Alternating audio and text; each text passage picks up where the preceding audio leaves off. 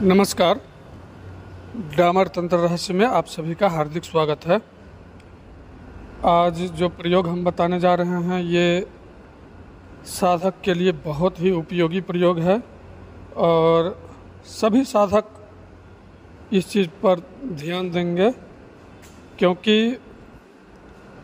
एक phone call आया था और वो साधक पूछ रहा था कि गुरुजी तरह तरह का स्वप्न दिखाई दे रहा है, कभी जैसे गाय का कटा सर दिखना, कुत्ता मरा हुआ दिखना या किसी आदमी का ही शव दिखना। तो ये सब तरह तरह की चीज़ें, डरावनी चीज़ें उसको दिखाई दे रहे थे। तो मैंने उनसे पूछा कि भाई कोई शत्रुनाशक प्रयोग किया था क्या? तो नहीं। तो फिर मैंने कहा कि भुगतो, फिर नहीं किया है। तो फिर उसने स्वीकार किया कि हाँ किए थे। तो फिर झूठ क्यों बोला? जब पूछ रहा हूँ तो झूठ क्यों बोला? तो बाद में उसने स्वीकार किया कि हाँ किए थे। तो अगर इस तरह से आपकी शक्ति ही अगर आपको भ्रमित कर रही है, तरह तरह की उल्टा सीधा चीज़ें दिखा रही है, जो वास्तविक चीज़ है वो नहीं दिखा रही, वो सामने आने ही नहीं दे रही है, तो आपकी शक्ति ही आपको साथ नहीं दे रही, इसका सीधा सीधा मतलब है। और शक्ति खासकर साथ देना बंद कर देती है कब? जब हम किसी को सताने के लिए अभिचारिक कर्म करते हैं। तो निश्चित रूप से शक्ति कोई भी हो, देवी देवता कोई भी किसी भी स्वरूप में हो, वो कभी नहीं चाहते किसी का अनिष्ट हो, और बिना मतलब का तो बिल्कुल नहीं चाहेंगे। तो ये सब अभिचारिक कर्म से बचना चाहिए साधकों को।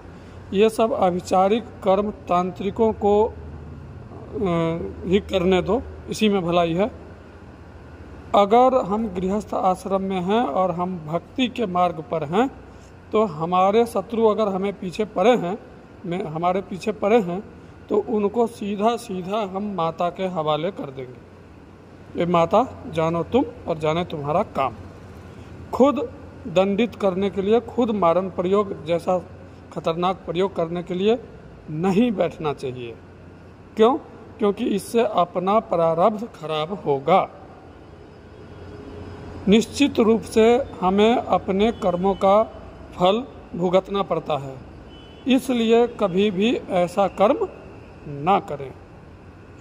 और जो हमारे चैनल पर नए आए हैं तो कृपा करके सब्सक्राइब अवश्य कर लें चैनल को, और ज़रूरतमंदों तक शेयर अवश्य कर दें। चलिए आगे हम बताते हैं ये प्रयोग। अगर इस तरह का कोई तकलीफ है किसी भी साधक को, जो आपकी शक्ति अगर भ्रमित कर रही है, बार बार भ्रमित कर रही है, ध्यान लगाते हैं और ध्यान सही से नहीं लगता और गलत चीज़ें दिखाई देती है, या स्वप्न के माध्यम से उल्टा सीधा चीज़ें आपको दिखाई देती है, तो आपने करना क्या है? 11 माला मूल मंत्र से रोज अभिषेक करना है। अभिषेक क्या चीज़ से करना है? सामान्य भाव, यानी कि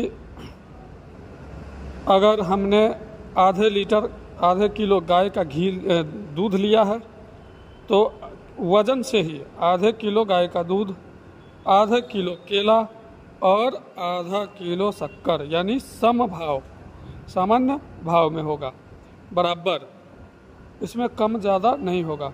इसके बाद 8 तरह का फल,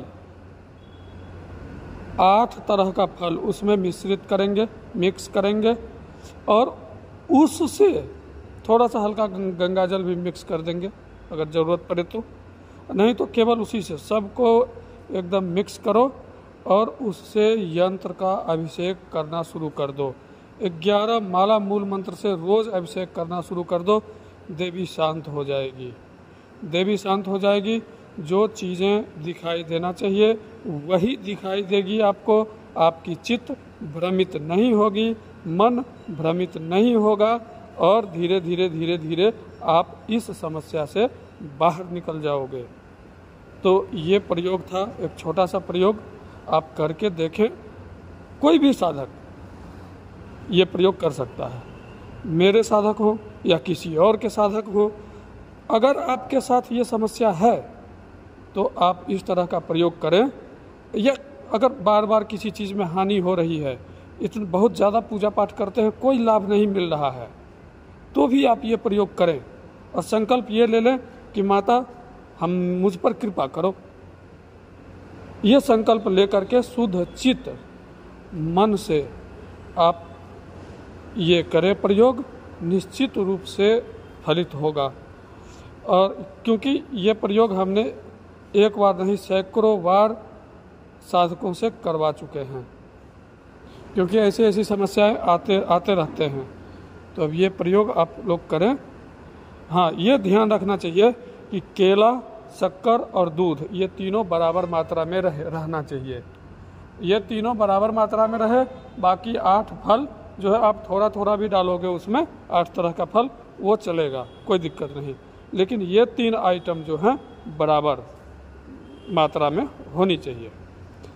तब तक के लिए नमस्कार। मुझसे संपर्क करने के लिए मेरा व्हाट्सएप नंबर है 8810436642। इस पर आप संपर्क कर सकते हैं व्हाट्सएप के माध्यम से। जय माता पितामह, जय गुरुदेव।